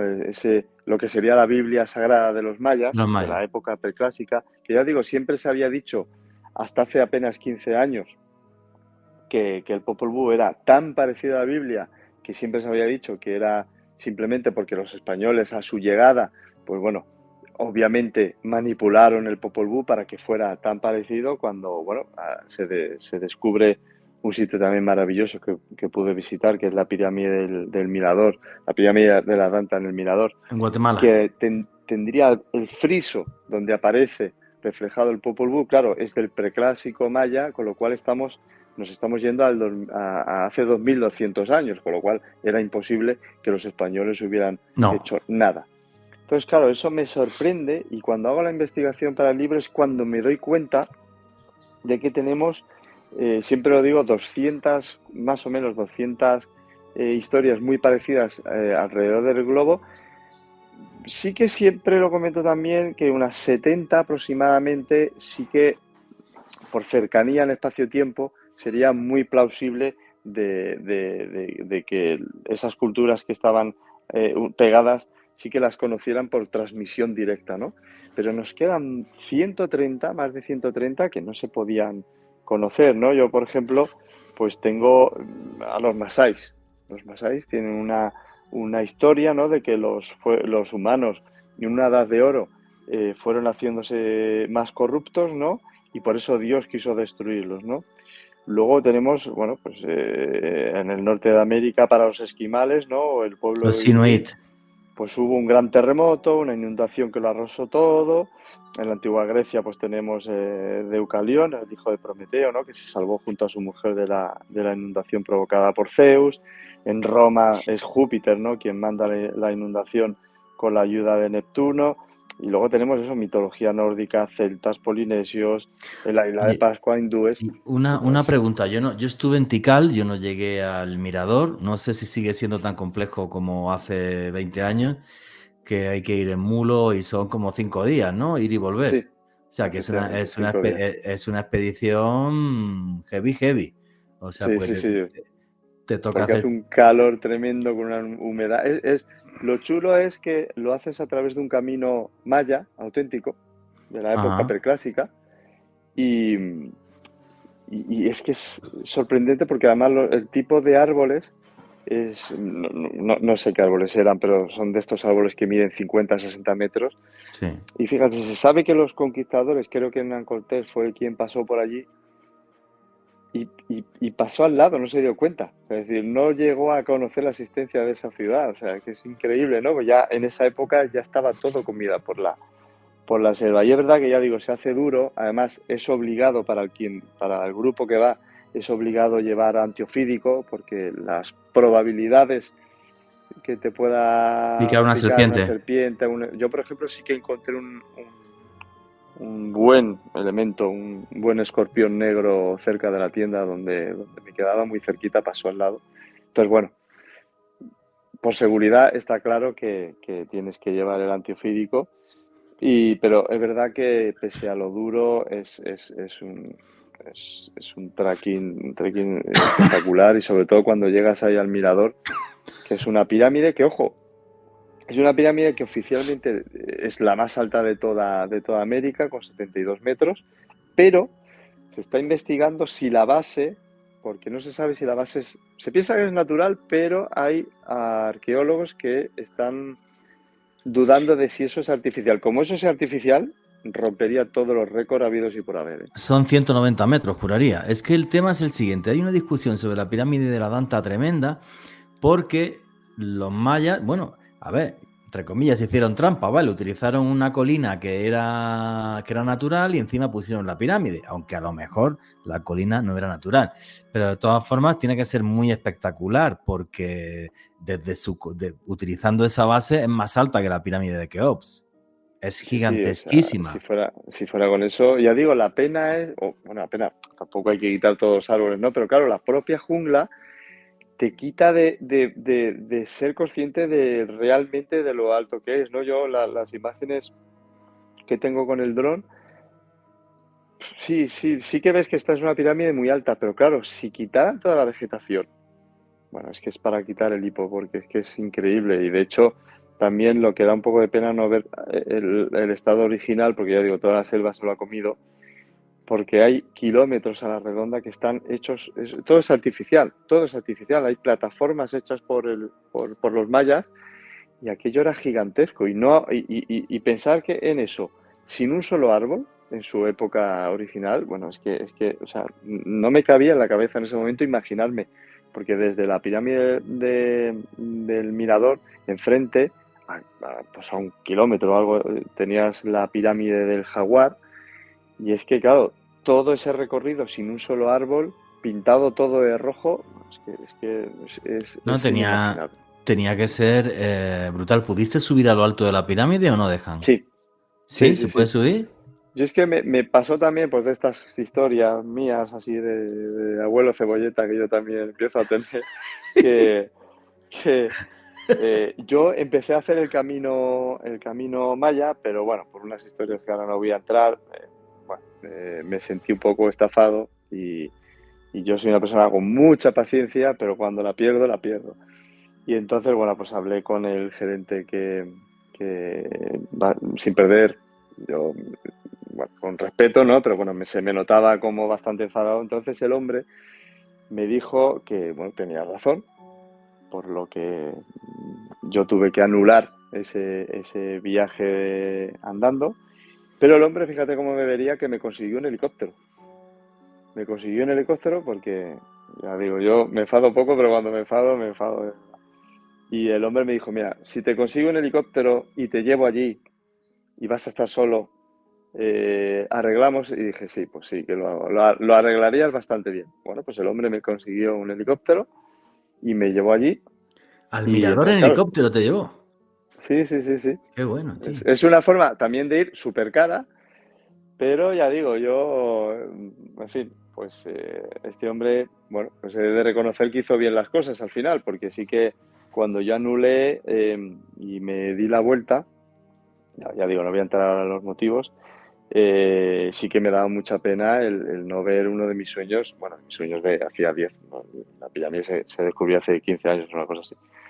Y me daba mucha rabia, ¿no? Pero bueno, el hombre de verdad que fue muy resolutivo y conmigo lo arregló al momento. Me dijo, oye, si te consigo el helicóptero y te llevo, porque no quiero que te vayas sin conocer esa pirámide y dije, pues lo arreglamos y aquí se acaba la discusión.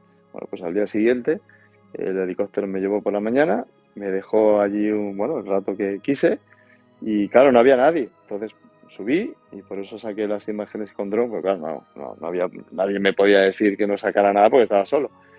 Y fue increíble, o sea, fue espectacular, o sea, pero bueno, yo de todas formas el camino lo recomiendo de todas No, formas. pero qué loco, tío. Qué loco fíjate, una ciudad, creo que es enorme, creo que es incluso más grande que Sí, Tikal, sí, sí, sí. que está completamente abandonada allí en medio de la selva. También es verdad, ¿no? Que hay un problema ecológico, que aunque si te cargas esos árboles y tal, pues no está el temita como para quitarle parte del pulmón de la Amazonía al mundo. Mm. Y bueno, pero bueno, tiene que ser una maravilla. Y recalco, en esta pirámide del Mirador es donde aparece esa epopeya del diluvio para los mayas. Efectivamente, ahí se demuestra que aunque sea muy, muy parecido a la Biblia, no fueron los españoles quienes la escribieron, sino que, bueno, que los mayas, en la época además de sus inicios, del 200 antes de Cristo, pues bueno, ellos sabían de una historia que era muy parecida al diluvio de la Biblia, o sea que obviamente algo pasó, ¿no? Y de ahí nos lleva a eso que hace también muy poco tiempo ha descubierto la ciencia, la geología concretamente, que es el El, Younger Dryas. el Younger Dryas. Vamos a meternos en materia, porque esto es como lo de Göbekli Tepe, ¿no? O sea, se ha tenido que reescribir la historia, no había nada antes de 5.500 años, estábamos en taparrabos en cuevas, y todo esto que hemos hablado en todo el programa de estas civilizaciones perdidas y demás, llegamos si ahora la ciencia nos demuestra que hubo un evento hace en torno a unos 12.800 años, que es cuando termina la glaciación, y de repente hay un colapso climático en la Tierra tremendo y el nivel del mar sube 125 metros. Es así, y además que hay dos personajes que hablan mucho de esto, Robert Scott y cada uno tiene una teoría diferente y lo diré, Graham Hancock. ¿Cómo es esta historia del Younger Dryas, Miguel? Sí, ahí ya digo, pues a lo mejor también es que estamos hablando de todos estos descubrimientos se dan en los últimos 20 años, ¿no? Es curioso cómo se ha roto los mayores paradigmas en los últimos tiempos, ¿no? Y como bien decías, ahí está Graham Hancock por un lado, con su teoría, y Robert Schoch por otro. Yo tuve la oportunidad que además hubo un ambiente no muy bueno, tuve la oportunidad de estar en un congreso donde estaban los dos y se dieron bastante caña, El uno al otro, ¿ah, sí? pero, Re pero feo. mucha, ¿eh? O sea, mucha caña, se dieron mucha caña. Yo estaba ahí un poco agobiado, ¿no? Y ya digo, yo tuve luego la ocasión de cenar con ellos. Un rato estuve con Robert Schoch y con su mujer, y luego otro rato con Graham Hancock. No los iban a juntar, estaba claro, eso lo tenía yo claro. Y, y Graham Hancock, y fíjate, es curioso porque ambos dan tantas explicaciones y tantas pruebas científicas que mi conclusión es que creo que sucedieron las dos cosas de las que ellos hablan. Creo que sucedieron las dos, coincidieron. ¿Y por qué? Ahora vamos a ver, porque es que, por un lado, estamos con Graham Hancock, que él habla. Para la gente que no lo de que, sepa, Graham Hancock es un señor que es un escritor súper famoso que ha hecho sí, infinidad de libros sobre esta otra humanidad y civilizaciones perdidas. Y Robert Scott se hizo muy famoso por unas pruebas que le hizo a la Esfinge de Giza, demostrando que era muy anterior a la historia. Ya, continúa, Miguel. efectivamente. Pues Graham Hancock, por un lado, este hombre con pruebas, insisto, estamos hablando de que ambos tienen pruebas científicas. No, ellos pueden ser muy heterodoxos. Bueno, Robert Schoch es profesor de la Universidad de Boston, nada más y nada menos. O sea, Sí, y Graham Hancock, yo entiendo que pueda estar confundido en muchas teorías, pero él tiene unos conocimientos que son, vamos, que superan muchas brutal. veces a gente muy pro, ¿eh? Bueno, pues Graham Hancock, por un lado, él comenta que una serie de meteoritos, concretamente de las Táuridas, que pasan, ahora no me acuerdo, pero cada X años por cerca de la Tierra, pues cayeron por la zona de Groenlandia. Eso está demostrado. O sea, en Groenlandia se han Es real. descubierto restos de meteoritos que han caído y luego también pues toda la sedimentación que hubo de arrastre del hielo hacia el sur y demás, ¿no? y que eso pudo provocar además que la corriente del Golfo pues tuviera una cierta modificación que, para que lo sepan, los que son responsables un poco del clima, ¿no? Pues es esa corriente del Golfo que engloba buena parte de los mares del mundo, ¿no? Y esa caída de meteoritos coincidiría efectivamente hace unos 12.800 años. Bueno, eso por un lado, resumiéndolo mucho, ¿no? Luego Robert Shaw, por otro lado, insisto, geólogo, profesor de la Universidad de Boston, él habla de que efectivamente, como se sabe, los astrónomos saben que hay una actividad, un máximo solar cada 11.000 años, que ojo, hemos pasado ya esos 11.000 años hace muchos años, o sea que en cualquier momento puede haber otra subida, otro nivel de actividad solar, porque el Sol es cíclico, como todo en esta vida. Entonces el Sol parece ser que cada 11.000 y pico de años pues tiene ese incremento de actividad. Y como digo, pues hace 12.000 años también pues hubo ese Ciclo de incremento actividad. de la actividad solar que podría causar perfectamente esa subida de temperatura repentina de hace 12.000 años, que fuera la que causara esa subida de 125 metros que antes comentabas, ¿no? Entonces, pues bueno, justo como se han demostrado las dos cosas y sobre todo la actividad solar es cíclica, pues es que yo creo que efectivamente dio la casualidad de que por un lado cayeron esos trozos de esos meteoritos de las Táuridas en la zona de Groenlandia, pues aquí se ha demostrado, y luego por otro lado que hubo esa actividad solar, con lo cual pues indudablemente eso fue una Una inundación conjunción. global y que destrozó todo y que de ahí que todo el mundo, todas las culturas prácticamente del mundo, sobre todo supongo que a nivel de transmisión oral, pues nos haya quedado esos ecos, ¿no? Del diluvio. De ese diluvio, claro. No, es que es un tema que me parece súper loco, ¿no? O sea, además que coincidiera ese máximo solar, por cierto, que es sustito, si nos toca ahora, porque supuestamente el ciclo, bueno, los ciclos solares que son de 11 años, 11.000 años. no, bueno, no, digo los cortitos, los cortos son de 11 Los años, cortos. los cortos que son de 11 años y ahora estamos, este año empezamos el decreciente, en el 24, pero bueno, va a hacer también mucho calor. Pero no, que sustito que coincida otra vez con esto y junto con esas pruebas de que cayeron esos meteoritos. Entonces, claro, hizo que la Tierra, que estaba muy fría, de repente se calentara un montón y se derritiera una auténtica barbaridad de hielo. Ahora tenemos un clima que da un poco de susto. Pero esto sí justificaría claramente el tema del diluvio y esto me parece algo muy, muy destacable, ¿vale? La verdad que tu libro es una maravilla, súper recomendado, el libro de Miguel Labrador, Las piedras de los dioses. Nos quedan 4 minutitos, así que tenemos tiempo para hacer un cierre y una reflexión en condiciones sobre todos estos mundos perdidos que están ahí y que nos hablan de un pasado mucho más mágico y mucho más repleto de misterio. Así que Miguel Labrador, tu libro está en Amazon, súper recomendado y ahí tienes el tiempo que necesites para dar tu conclusión y tu cierre, amigo. Sí, al final, ya digo, sobre lo que hemos estado hablando hoy, pues comentar eso, ¿no? Que yo con tan solo 46 años, quiero decir que no son muchos años tampoco, ¿no? Pero claro, yo de pequeño, pues he ido pasando de esto es imposible pues oye, pues al final ha pasado, ¿no? Lo hablábamos ahora con el diluvio, lo hablábamos con las civilizaciones antes de los sumerios, ¿no?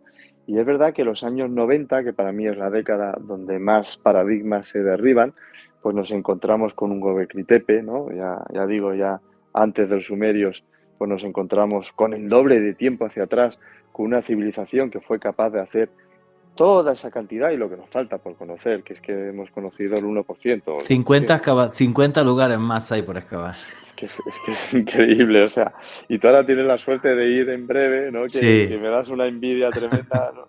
Dicen que puede haber envidia sana, no, pues yo no la tengo, yo la mía es mala, de verdad, o sea, entonces... Nada, ya te invito a unas cañas en Madrid que se te pase.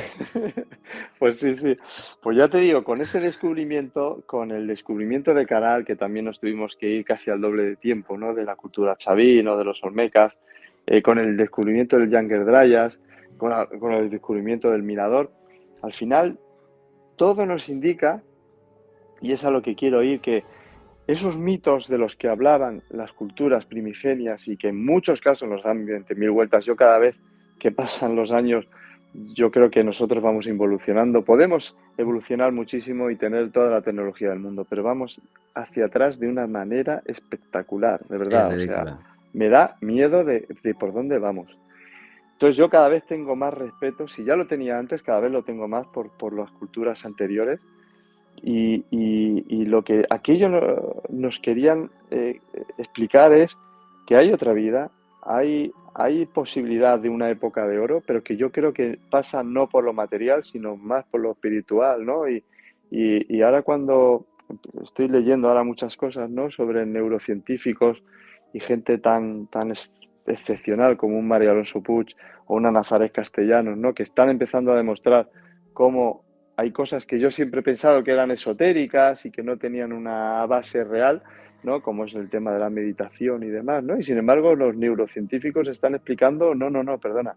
Esto que gente hace 5, 6, 7.000 años, Te no se mejora. sabe cómo, pero conocían, bueno, pues ahora la ciencia está demostrando que tiene una base real, ¿no? Y entonces, ya digo, yo cada vez presto más atención a lo que nos decían los pueblos anteriores porque era mucho más sabio que nosotros y yo creo que esa edad de oro que queda reflejada, ¿no? Porque al final todo esto, a mí, y es por lo que yo lo pongo en el libro, ¿no? Yo lo he hecho sobre todo quizá por la esperanza de pensar que el ser humano en una época o en varias épocas llegó realmente a vivir en sintonía con la naturaleza, con nosotros mismos y que creo que con mucho esfuerzo creo que podríamos llegar otra vez, ¿no? Ahora ya digo, vamos hacia atrás, pero bueno, ¿por qué no? A lo mejor nos empezamos a replantear las cosas y volver a esa edad de oro que yo creo que sí que existió. Pues amigo mío, qué enseñanza tan bonita. La sabiduría de los pueblos ancestrales que se nos olvidó y tenemos una sociedad cada día mucho más degradada y qué pena, pero qué gran verdad. Alejandro Bernal, tu conclusión y tu cierre, amigo. Muy rápidamente, Juanje, William Ryan y Walter Pirtman, en 1998, profesores de la Universidad de Columbia, demostraron cómo el Mar Negro se pudo formar después del diluvio universal, después de este último gran deshielo que hubo hace 12.000 años. De acuerdo a sus estudios, el Mar Negro diariamente creció más de 10 centímetros en ese periodo, un estudio científico muy interesante. Y yo creo que todo lo que estuvimos explorando en este programa, Juanje, son ecos de un pasado maravilloso, de una edad de oro. Y claramente siempre que hablamos de estos temas, de estos enigmas del pasado, Juanje, para mí es un rompecabezas donde faltan piezas y eso lo hace extremadamente fascinante. Y a mí me pueden seguir en redes sociales, en Twitter, Instagram y TikTok en @alebernalpress con @. Y si les gusta mi trabajo, los invito a que se suscriban a mi canal de YouTube Mandrágora Misterios en YouTube. Pues señores, yo lo que les puedo decir es que he tenido la suerte de ir a muchos de estos lugares que marcan el pasado de la humanidad, de otra humanidad, Tiahuanaco, Isla de Pascua, Egipto. Y efectivamente, cuando uno ve esos prodigios que hicieron esas sociedades antiguas, lo que piensa es que realmente hubo otro mundo. No nos engañemos, un mundo también donde hubo infinidad de guerras, pero también un mundo que aprendió a vivir en equilibrio con lo que le rodeaba, un mundo que aprendió a susurrarle al oído a los antiguos dioses, un mundo donde la magia era real. Qué pena que este siglo XXI de ciencia y de política asquerosa esté terminando con nuestra alma. Y nunca olviden que vivimos en un mundo mágico porque está repleto de misterio.